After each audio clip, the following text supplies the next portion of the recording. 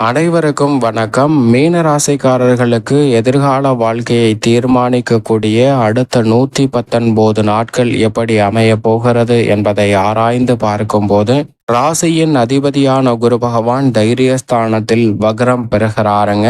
எனவே இந்த நேரம் என்பது பக்காவா பிளான் போட்டு தட்டி தூக்கும் நேரமாக பல விஷயங்கள் உங்களுக்கு மிக சிறப்பாக அமைய போகிறது என்பதை ராசியின் அதிபதியான குரு பகவான் தைரியஸ்தானத்தில் 4ஆம் இடத்தை நோக்கி நகர்ந்த நிலையில் தற்போது வக்ரம் பெற்று 2ஆம் இடமாகிய தனஸ்தானத்தை நோக்கி 3ஆம் இடத்தில் நகர போகிறாருங்க. இது நிச்சயமாக முதன்மையான நற்பலன்களை கொடுக்கக்கூடிய ஒரு அமைப்பாக பார்க்கப்படுகிறது. பொதுவாக ராசியின் அதிபதியின் வக்ரம் என்பது சாதகமற்று இருந்தாலும் கூட அவர் சஞ்சரிக்கக்கூடிய இடத்தை பொறுத்து நல்ல மாறுதல் பெறுவதற்கான சூழல் உண்டு. ஏனென்றால் ராசியின் அதிபதியாக மட்டுமல்ல, அவர் கர்மாதிபதியாகவும் செயல்படுகிறாருங்க. அப்படிப்பட்டவர் தைரியஸ்தானத்தில் திரும்பி தனஸ்தானத்தை நோக்கி வருவது நல்ல மாறுதலை பொருளாதார ரீதியாக ஏற்படுத்தி கொடுக்கும். குடும்பத்தில் பல்வேறு வகையான சிக்கல்களை விலக்கிவிடும். சுப விரய செலவுகளை இனிமையாக சந்திப்பதற்கான வாய்ப்பை உருவாக்கி கொடுக்கும். ஏனென்றால் இந்த 119 நாட்களுக்கு பிறகு 7.5 சனியின் மிக கொடுமையான நடுப்பகுதியாக இருக்கக்கூடிய ஜென்மசனி ஆனது ஆரம்பிக்க போகிறதுங்க. அடுத்த வருடம் மார்ச் மாதத்தில் இருந்து ஜென்மசனியின் ஆதிக்கம் அதிகரிக்கும். எனவே அதற்கு முன்னதாக அக்டோபர் 9 பிப்ரவரி 4ஆம் தேதி வரை குரு வக்ரம் பெற்று சஞ்சரிக்கக்கூடிய இந்த 119 நாட்கள் என்பது மிக அற்புதமான நாட்களாக பார்க்கப்படுகிறது. சரியாக பயன்படுத்தி கொண்டால் நிச்சயமாக மிக பெரிய அளவிலான நல்ல வாய்ப்புகளும் முன்னேற்றம் நிறைந்த ஒரு தருணமாக மாறுவதற்கான யோகம் மீன ராசிக்காரர்களுக்கு உண்டு. அது மட்டுமல்லாது குரு பகவான் வக்ரம் பெற்றாலும், குரு பகவான் நேர்கதியில் செஞ்சரித்தாலும் குரு எப்போதுமே குருதான். அவர் மனித வாழ்வில் அளவற்ற நன்மைகளை அள்ளி கொடுக்கக்கூடிய அற்புதமான கிரகமாக இருக்கிறார். எனவே அவர் வக்ரம் பெற்றாலும் கூட அவருடைய சுப பார்வை இந்த வேளையில் 7, 9 மற்றும் 11 ஆகிய இடங்களை வலுப்படுத்துகிறது. கலஸ்திரஸ்தானம் வலுவாக மாறுவதால் எதிர்பார்ப்புகள் மிக பெரிய அளவில் பூர்த்தியாவதற்கான முதன்மையான யோகம் இந்த தருணத்தில் மீனராசிக்காரர்களுக்கு உண்டு. அது மட்டுமல்லாது இந்த வேளையில் பாக்கியஸ்தானத்தையும் பார்ப்பதால் பல வகையில பொருளாதார ரீதியான சிக்கல்கள் கட்டுக்குள் வரும்.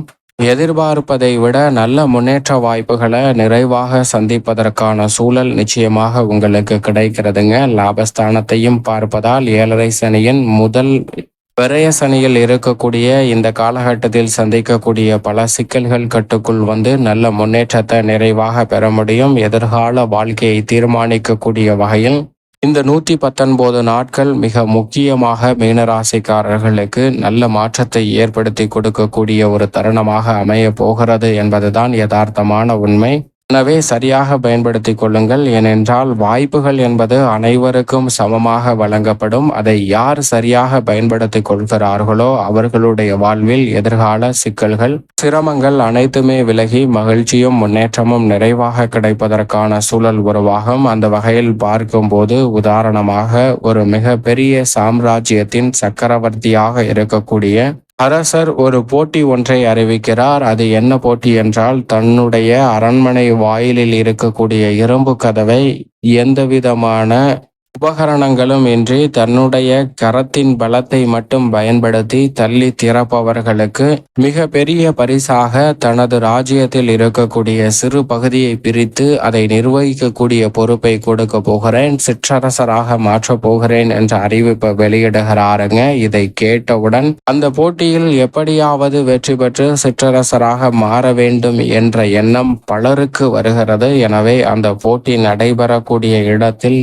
திரளாக பங்கு பெறுவதற்காக வருகின்றனர். அவர்களை பார்த்தவுடன் மன்னருக்கு மிகுந்த மகிழ்ச்சி. இந்த போட்டியில் பங்கு பெற வந்த அனைவருக்கும் என்னுடைய வாழ்த்துக்கள். அனைவரும் வெற்றி பெற்று சிற்றரசர்களாக மாற வேண்டும் என்பதுதான் என்னுடைய எண்ணம் என்பதை தெரிவிக்கிறாருங்க. அதோடு மட்டுமல்லாது இந்த போட்டியில் அனைவரும் வெற்றி பெற்று சிற்றரசர்களாக மாறுங்கள். ஆனால் ஒருவேளை யாரேனும் ஒருவர் தோல்வி அடைந்தால் நிச்சயமாக அவருக்கு உரித்தான தண்டனை வழங்கப்படும் என்ற அறிவிப்பையும் வெளியிடுகிறாருங்க. அதோடு மட்டுமல்லாது அந்த தண்டனை என்னவென்றால், தன்னுடைய கரன்களின் பலத்தை பயன்படுத்தி திறக்க முடியாததால் அவருடைய இரு கைகளும் வெட்டப்படும் என்ற அறிவிப்பை வெளியிடுகிறார். இதை கேட்டவுடன் அனைவருடைய மனதிலும் மிக பெரிய அச்சம் சொல்கிறது. இதுவரை நம்பிக்கையுடன் வந்த அனைவருமே நம்பிக்கையை இழந்து பின்வாங்குகின்றனர். இந்த போட்டியில் நம்மளால் வெற்றி பெற முடியாது என்று பின்னோக்கி செல்கின்றனர். அது மட்டுமல்லாது இந்த புறம் நாம் கரத்தின் பலத்தை பயன்படுத்தும் போது அந்த புறம்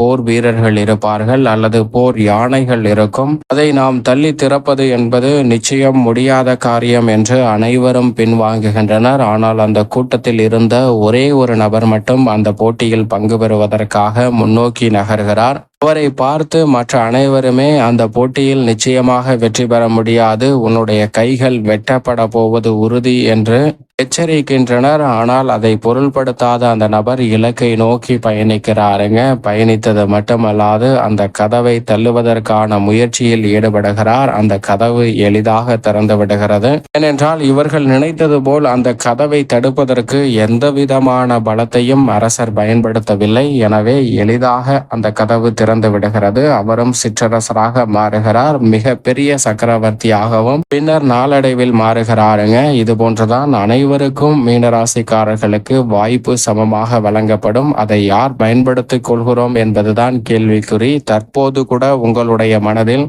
முன்னேற்றத்திற்கான பல்வேறு வகையான திட்டங்களும் செயல்பாடுகளும் இருக்கும். ஆனால் அவற்றை செயல்படுத்தாமல் நாம் ஆரம்ப கட்டத்திலே தோல்வியை சந்தித்து விடுகிறோம். ஏனென்றால் அதை செய்ய முயற்சி செய்யும் போது இந்த அளவு லாஸ் வருமோ அல்லது இந்த சிக்கல் வருமோ என எண்ணற்ற சிந்தனைகளை குழப்பிக் கொண்டு அதை செயல் வடிவம் கொடுக்காமலே அந்த திட்டத்தை தோல்வியடைய செய்கிறோம். நம் மனதில் உதிக்கக்கூடிய அனைத்து காரியங்களும் என்பதுதான் யதார்த்தமான உண்மை. ஆனால் அதுபோன்று இல்லாமல் ஏழரை சனியாக இருந்தாலும் கூட இந்த தருணத்தில் உங்களுடைய திட்டங்களை செயல்படுத்த முயற்சி செய்தால் ராசியின் அதிபதி வக்ரம் பெற்று தனஸ்தானத்தை வலு சேர்க்கிறார். விரயத்தில் சனி இருந்தாலும் விரயஸ்தானத்தை நிறைவடைய செய்ய போகிறார். எனவே சுப விரயங்கள் அதிகரிக்கும். நீங்கள் எதிர்பார்க்கிறபடி உத்தியோகம் தொழில் ரீதியாக சில அலைச்சல்கள் அதீதமான சிரமங்கள் ஏற்படலாம். ஆனால் பெரிய அளவிலான நெருக்கடிகள் நிச்சயமாக ஏற்படாதுங்க. உங்களுடைய உழைப்பை நம்பி மட்டும் இந்த தருணத்தில் ஈடுபட்டால் மீனராசிக்காரர்களுக்கு நிச்சயம் மிக சிறப்பான முன்னேற்றம் உண்டு.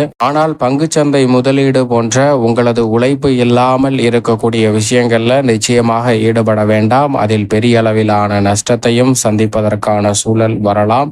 எனவே அதை தவிர்ப்பது நிச்சயம் மீனராசிக்காரர்களுக்கு நல்லது. மேலும் கலைத்துறை சார்ந்த பணிகளில் உங்களுக்கு அங்கீகாரம் கிடைக்கக்கூடிய வகையில் உங்களுடைய தனித்திறமை நிச்சயமாக வெளிக்கொணரப்படும். அரசியல் சார்ந்த பணிகளிலும் மக்கள் மத்தியில் நல்ல முன்னேற்றம் கிடைக்கும். மாணவர்களின் கல்வியை பொறுத்த வரைக்கும் ஏழரை சனியாக இருப்பதால் பெற்றோர்கள் சற்று கூடுதல் கவனம் செலுத்துவது சிறப்பான ஒன்றாக பார்க்கப்படுகிறது. பெண்மணிகளை பொறுத்த வரைக்கும் ராசியின் அதிபதி குரு வக்ரம் பெற்று சாதகமான அமைப்பிற்கு திரும்புவதால் பெண்மணிகள் எதிர்பார்க்கக்கூடிய அனைத்து காரியங்களும் மிக சிறப்பாக கனகச்சிதமாக நடைபெறும். மேலும் இந்த தருணத்தை சாதகமாக மாற்றிக்கொள்ள நிச்சயமாக மீனராசிக்காரர்கள் வாரத்தில் வியாழக்கிழமை விரதம் இருந்து அருகாமையில் உள்ள குரு பகவான் அல்லது இஷ்ட தெய்வ ஆலயம் சென்று தீபமேற்றி வழிபாடு செய்யுங்கள். தடைகள் அத்தனையும் தவிடுபடியாக்கி எதிர்கால நலனை தீர்மானிக்கக்கூடிய வகையில் இந்த 119 நாட்கள் மிக சிறப்பாக நிச்சயமாக அமையும் என்பதில் சந்தேகமே இல்லை. மீனராசிக்காரர்களுக்கு